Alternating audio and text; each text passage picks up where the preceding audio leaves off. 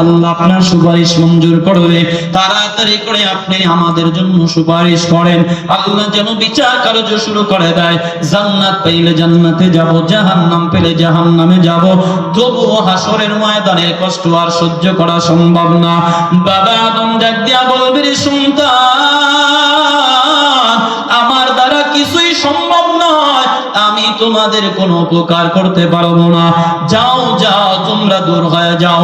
চলে যাবে পয়গম্বর নূহ নবীর কাছে একই জবাব, সেখান থেকে চলে যাবে ইব্রাহিম নবীর কাছে একই জবাব, চলে যাবে মূসা নবীর কাছে একই জবাব, চলে যাবে ঈসা নবীর কাছে একই জবাব।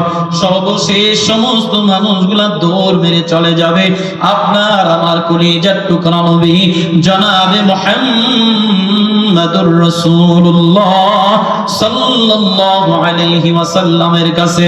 সবাই গিয়া বলবে, পয়গম্বর, আপনি না উম্মতের বড় পাগল। ও নবী, হাসরের ময়দানে আর দাঁড়ায় থাকা সম্ভব